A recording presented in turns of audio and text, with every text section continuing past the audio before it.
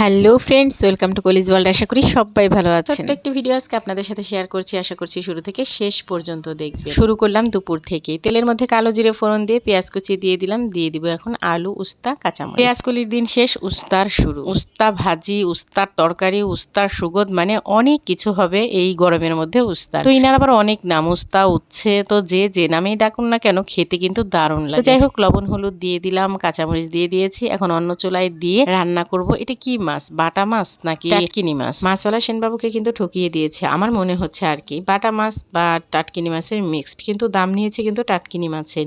তো যাই হোক, বাটা হোক টাটকিনি হোক, দেখা যাক কেমন হয় খেতে। যে কোনো কিছু রান্নার উপরও কিন্তু অনেকটা টেস্ট ডিপেন্ড করে, তাই না? তো যাই হোক, মাছগুলোকে আমি ভালো করে ভেজে নিই। যে কোনো মাছ ভালো করে না ভাজলে আমার কেন জানি একদমই ভালো লাগে না। অনেকেই দেখি না ভেজেও রান্না করেন, অবশ্য এক একজনের রান্নার স্টাইল এক এক রকম। তো শুধু তো আর মাছ দিয়ে রান্না হয় না, বিভিন্ন ধরনের মশলার কম্বিনেশনে কিন্তু একটা রান্না হয়, তাই না? তো ওই সব মশলার কারণেই হয়তো রান্নাটা টেস্ট হয়। ইলিশ মাছ, ছোট মাছ এগুলো কিন্তু না ভেজে রান্না করলেও ভালোই লাগে। তো যাই হোক, কড়াইয়ের মধ্যে তেল দিয়ে দিয়েছি, তেলের মধ্যে দিয়ে দিয়েছি কালো জিরে ফোড়ন, দিয়ে দিয়েছি পেঁয়াজ কুচি, তারপর হচ্ছে কিছুক্ষণ ভেজে এই যে আলু আর হচ্ছে ভেন্ডি দিয়ে দিলাম। গরমের দিনে কিন্তু ভেন্ডি খেতে দারুণ লাগে, এই সময়ে ভেন্ডি আমার সব কিছুতেই ভালো লাগে। যাই হোক, তারপর হলুদ গুঁড়ো, মরিচ গুঁড়ো, ধনিয়া গুঁড়ো, লবণ, মানে সব পরিমাণ মতো দিয়ে দিলাম একটু জল দিয়ে ভালো করে বেশ কিছুক্ষণ কষিয়ে নেব। এটা কিন্তু অনেকক্ষণ যাবত আমি কষিয়ে নিয়েছি। এইরকম যখন হয়েছে তখন কিন্তু আমি এই যে ঝোলের জন্য জল দিয়ে দিলাম। তো এখন বেশ কিছুক্ষণ ফুটিয়ে মাছগুলো দিয়ে কালো জিরে ফোড়নে এই মাছটার কিন্তু দারুণ একটা টেস্ট আসে, আমার তো খুবই ভালো লাগে। তো মাছগুলো এখন আমি এক এক করে দিয়ে দিচ্ছি। তারপর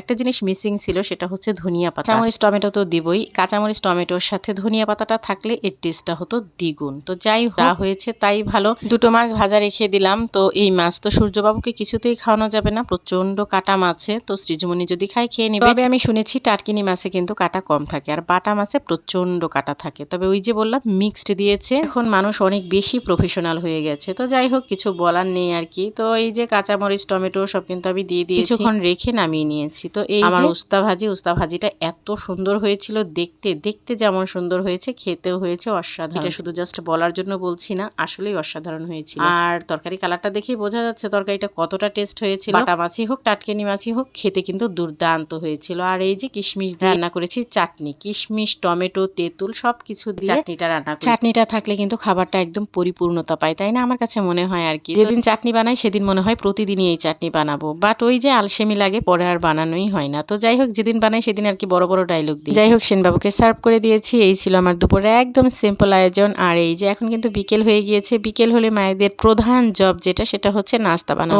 ছোট বাচ্চা কাচ্চা থাকলে তো এটা একদম ম্যান্ডেটরি হয়ে যায়। বানাচ্ছি একদম কালারফুল নুডলস। তো এই নুডলসটা খেতে কিন্তু অসাধারণ হয়, আমার কাছে তো খুবই ভালো লাগে, বাচ্চারাও খুব বেশি পছন্দ করে। আপনাদের দোয়া আশীর্বাদে আমি একটু সুস্থ হয়েছি। তো সবাই ভালো থাকবেন, সুস্থ থাকবেন। আজ এ পর্যন্তই, বাই বাই, টাটা।